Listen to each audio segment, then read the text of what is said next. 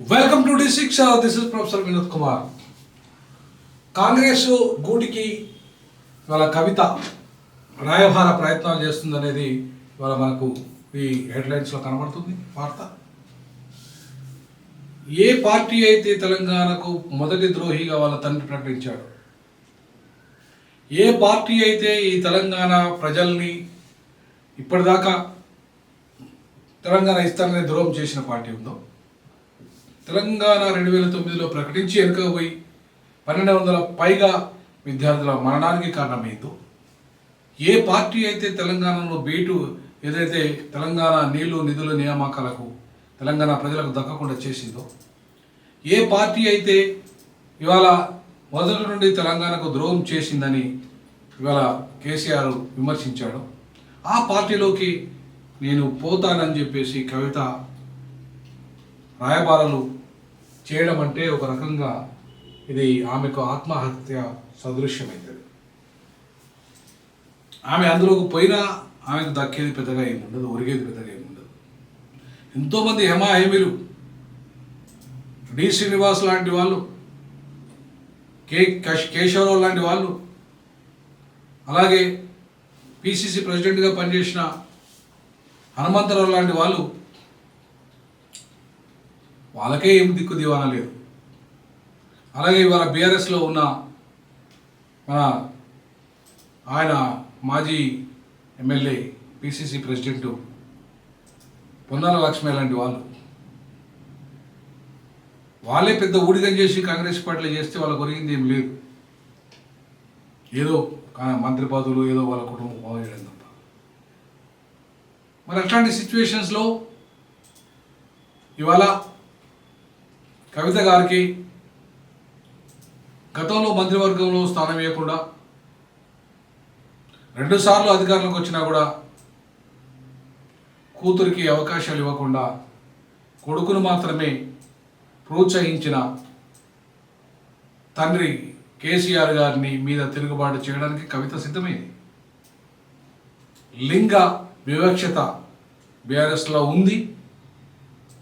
కూతురులకు ప్రాధాన్యత లేదు, కొడుకు మాత్రమే ప్రాధాన్యత అనే విషయాన్ని కేసీఆర్ గారు మొన్నటి మీటింగ్లో, వరంగల్ మీటింగ్లో ఆయన ఫోటో, ఆయన కొడుకు ఫోటోను మాత్రమే పెట్టాడు.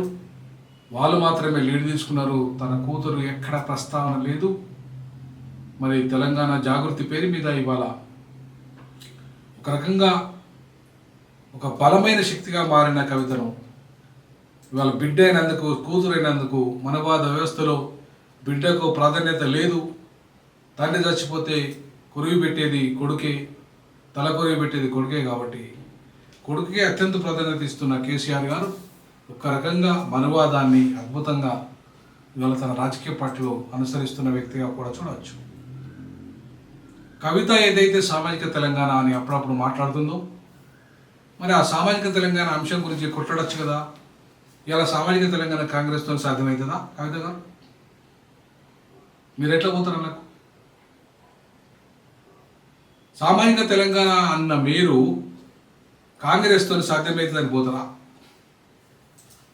సామాజిక తెలంగాణ శక్తులను బలపరచాల్సిన మీరు ఒక ఐకాన్గా సామాజిక తెలంగాణకు, మహిళలకి సాధికారత వైపు, బడుగు బలహీన వర్గాల సాధికార వైపు ఒకవేళ మీరు ఈ రాజకీయ పార్టీలో వాళ్ళకి అవకాశాలు ఇస్తే, ఒక బీసీ ముఖ్యమంత్రిని చేస్తా అని చెప్పి మీరు కనుక అనగలిగితే, లేదా ఎస్సీ ఎస్టీలను చేస్తా అని చెప్పి అనగలిగితే, మీ నాయన ద్రోహం చేశాడు అని మీరు అట్లా చేయకుండా చిత్తశుద్ధితో వాళ్ళను, ఆ నాయకత్వాన్ని డెవలప్ చేయగలిగితే బాగుంటుంది. చరిత్రలో మిగిలిపోతారు తప్ప మీరు కాంగ్రెస్లోకి పోతే ఏముంటుంది చెప్పండి?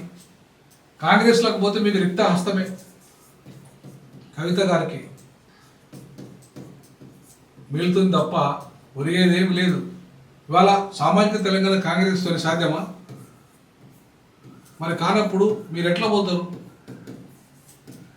మీరు సామాజిక తెలంగాణ అనే ఒక అంశం ఏదైతే లేవనెత్తున్నారో, నేను గతంలో 2009 నుండే ఒక జేఏసీ ఏర్పాటు చేసి, ఆ జేఏసీలో భౌగోళిక తెలంగాణ, దొరల తెలంగాణతో మాకు బతుకులు మారాయి, బహుజన తెలంగాణ లేదా సామాజిక తెలంగాణతోనే మా బతుకులు మారుతాయని చెప్పేసి నాలాంటి వాడు కాలమ్స్ రాసి ఉద్యమం చేసి, రాజకీయ పార్టీ లేదు కదా నాకు, బీఎస్పీ ఎన్నడూ కూడా సామాజిక తెలంగాణ ఉద్యమం నడపలేగా, బహుజన తెలంగాణ ఉద్యమం నడపలేగా. ఉత్తరాది పార్టీ అయిన బీఎస్పీ. సో సామాజిక తెలంగాణ ఇవాళ ఒక కళగానే మిగిలిపోయి ఉంది కాబట్టి ఆ కళ నిజంగానే కవిత రూపంలో నెరవేరుతుందేమో, ఆమె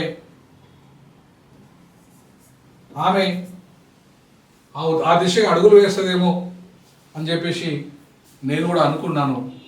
జూన్ 2వ తారీఖు ఆమె సొంత పార్టీ సామాజిక తెలంగాణ ఎజెండాతో కనుక పెట్టగలిగితే ఖచ్చితంగా అది ఒక పెద్ద సంచలనంగా మారుతుందని చెప్పేసి అనడంలో తప్పేం లేదు.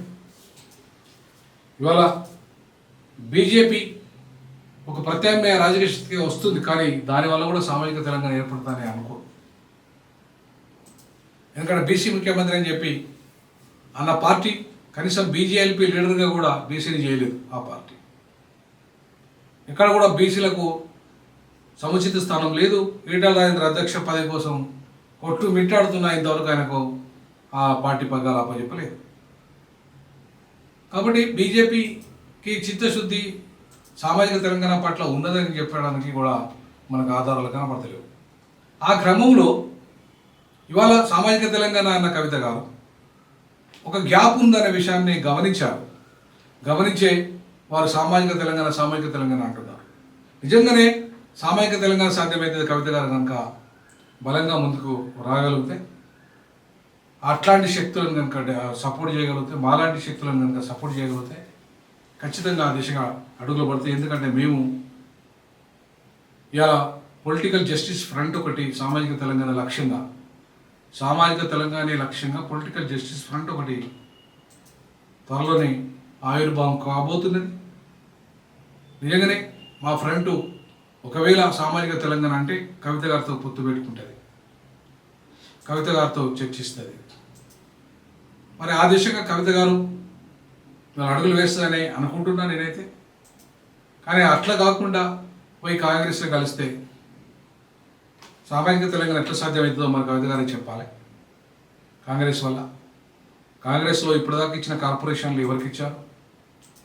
43 మంది రెడ్లు ఎమ్మెల్యేలు అయినరు ఆ పార్టీలో. పూర్తిగా రెడ్ల ఆధిపత్యంలోనే ఆ పార్టీ ఉంది. మంత్రివర్గంలో రెడ్లే, కార్పొరేషన్లో రెడ్లే, నామినేటెడ్ పోస్టులో రెడ్లే, అన్నిట్లలో పూర్తిగా రెడ్ల ఆధిపత్యం ఉంది.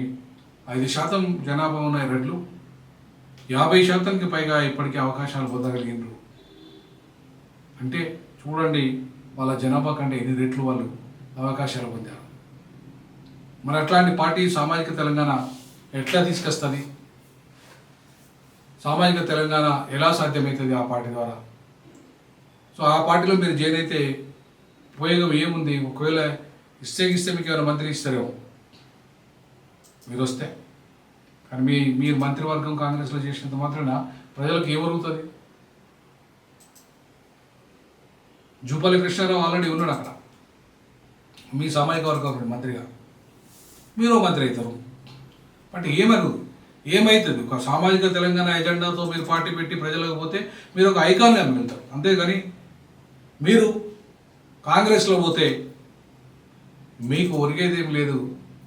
కాబట్టి కవిత గారు కాంగ్రెస్లో పోరని అనుకుంటున్నా, పోతే ఆమె మంత్రి పదవి వస్తుందేమో కావచ్చు, కానీ ప్రజల్లో మాత్రం ఆమెకు పెద్దగా మేలు జరుగుతుంది, ప్రజలకు మేలు జరుగుతుంది. సామాజిక తెలంగాణ ఒక లక్ష్యంగా ముందుకు వస్తుందని అయితే నేను అనుకోను. సో ఆ దిశగా తిరిగి పునరాలోచన చేసుకోవాలి కవిత గారు. మీరు సామాజిక తెలంగాణ ఎజెండాతో ముందుకు వస్తే మాలాంటి శక్తులు ఖచ్చితంగా బలపరుస్తాం. ఆ దిశగా మీరు కూడా అడుగులు వేయాలని చెప్పేసి జూన్ 2వ తారీఖున సామాజిక తెలంగాణ వైపు మీ యొక్క అడుగులు ఉండాలని D6 DJAC భావిస్తుంది. మీరు కూడా కామెంట్ రూపంలో తెలియజేయండి. మన ఛానల్ ప్రజా ఉద్యమ ఛానల్ షేర్ చేయండి, లైక్ చేయండి, కామెంట్ చేయండి. జై భీమ్, జై పూరి, జై